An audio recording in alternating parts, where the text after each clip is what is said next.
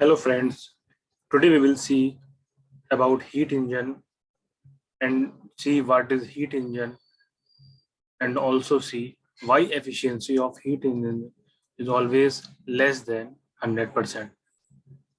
आज हम स्टडी करने वाले हैं एफिशिएंसी ऑफ हीट इंजन हमेशा 100% से कम क्यों होती है, क्यों नहीं 100% हो सकती है, अगर इन केस हो जाए तो उसमें क्या क्या पॉसिबिलिटीज होंगी ये हम देखेंगे। अब देखिए ये आपका हीट इंजन का डायग्राम बना हुआ है और ये सोर्स है और ये सिंक है। ये सोर्स है, ये सिंक है।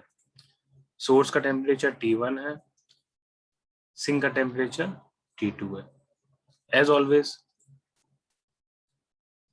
सोर्स का टेम्परेचर हमेशा ज्यादा होता है सिंक के टेम्परेचर से, बिकॉज सोर्स एक तरह का आपका रिजर्वायर होता है। हीट सप्लाई यहाँ पे Q1 है और जो कि सोर्स में है, और Q2 हमारी है हीट रिजेक्टेड जो कि सिंक में है। अब देखिए हीट इंजन में एक्चुअली वर्क क्या होता है, काम क्या होता है। हीट इंजन का काम ये होता है कि एट हाई टेम्परेचर वो हीट को इवॉल्व करता है, एब्जॉर्ब करता है और कन्वर्ट कर देता है वर्क में। यहाँ पे देखिए Q1 को एब्जॉर्ब कर रहा है, सोर्स से हीट एब्जॉर्ब कर रहा है और आपका Q2 में रिजेक्ट कर दे रहा है, और यहीं पे वर्क भी हो रहा है जो हमें एज आउटपुट मिल रहा है। अब देखिए सपोज करिए आपका Q1 जो सप्लाई हो रहा था वो 100 किलो जूल था।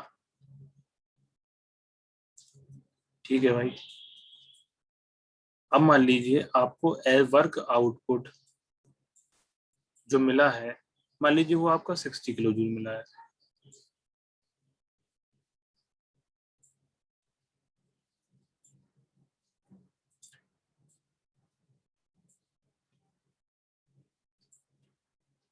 अब देखिए टोटल इनपुट हमारा जो था वो 100 किलो जूल था और हमें वर्क आउटपुट कितना मिल रहा है, 60 किलो जूल। अब देखिए इसमें कितना, जो आपका जो 40 किलो जूल बचेगा रिमेनिंग, वो कहाँ जाएगा, वो आपका जाएगा सिंक में। 40 किलो जूल आ गया समझ। तो बस यही कंडीशन है। अब देखिए ये यहाँ पे जो 40 किलो जूल है वो यहाँ पे रिलीज होके Q2 में गया। तो ऐसा क्यों हुआ कि 40 किलो जूल यहाँ आ गया, क्यों नहीं हुआ कि Q1 हमने 100 किलो जूल दिया था तो हमें वर्क भी जो है कितना मिल जाता, वर्क भी हमें 100 किलो जूल मिल जाता। अब देखिए क्योंकि हीट इंजन है तो उसमें बहुत सारे लॉसेस भी हो रहे होंगे, बहुत सारे मैकेनिकल पार्ट्स हैं, मूविंग मूविंग पार्ट्स हैं। जितने भी मूविंग पार्ट्स हैं उसमें फ्रिक्शन आता है, घर्षण आता है ना।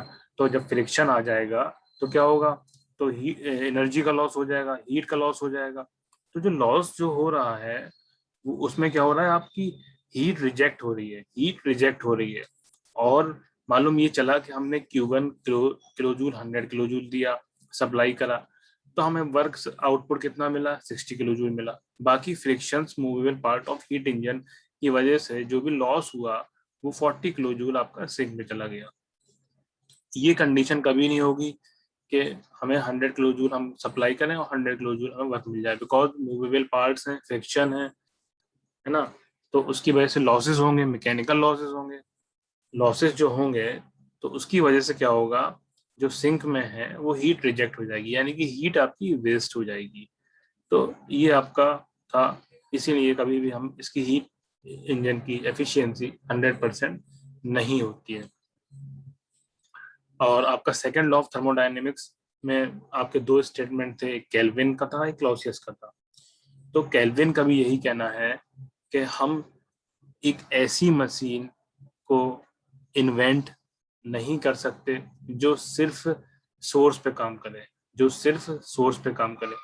भाई आप खुद देखिए ना, सपोज करिए अगर यहाँ पे Q1 100 किलो जूल हमने सप्लाई करा था और हमें work output 100 kilo jute mill जाता, फिर तो उसकी जरूरत ही नहीं थी सिंक की, फिर तो सिंक की जरूरत ही नहीं थी, है ना। फिर तो सिंपल क्या हो जाता, आपका सिंपल सा हो जाता कि भाई आपने जो है, ये आपका सोर्स है और यहाँ पे सिंपल सा जो है Q1 आप सप्लाई करते और आपको क्या होता, W मिल जाता। तो इस केस में क्या हो जाता, Q1 is equals to W। भाई यही तो होता। तो आपके केल्विन ने यही कहा, हम एक ऐसा इंजन नहीं बना सकते हैं जो कि सिंगल रिजर्वायर पे काम करे। हम एक ऐसा इंजन नहीं बना सकते हैं जो कि सिंगल रिजर्वायर पे काम करे। अब जो केल्विन ने कहा था तो उसके अकॉर्डिंग ये प्रोसेस हो रही है, तो ये आपकी इम्पॉसिबल है। भाई ऑब्वियस सी बात है, जितना आप सप्लाई करोगे हीट उतना वर्क में कन्वर्ट हो जाएगा, है ना। तो इस केस में क्या होगा, एफिशिएंसी आपकी 100% हो जाएगी, जो कि आपका इम्पॉसिबल है।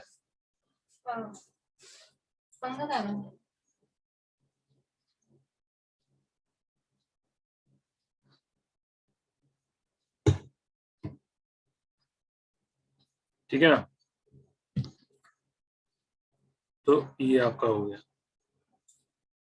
तो ये आपकी इम्पॉसिबल है, क्योंकि Q1 आप जितना सप्लाई करेंगे उतना अगर आप वर्क में कन्वर्ट हो जाएगा तो आपकी सिंक की जरूरत ही नहीं पड़ेगी, भाई ये आपका सोर्स ही रह जाएगा। तो केल्विन ने यही कहा था, हम ऐसा इंजन नहीं बना सकते हैं जो कि साइकिल पे वर्क करे और सिंगल रिजर्वायर पे वर्क करे। सिंगल रिजर्वायर क्या है, सोर्स, सिंक ना हो। तो विदाउट सिंक हीट रिजेक्ट नहीं होगी, हीट रिजेक्ट नहीं होगी तो एफिशिएंसी 100% हो जाएगी, जो कि आपकी इम्पॉसिबल है। बस, थैंक यू।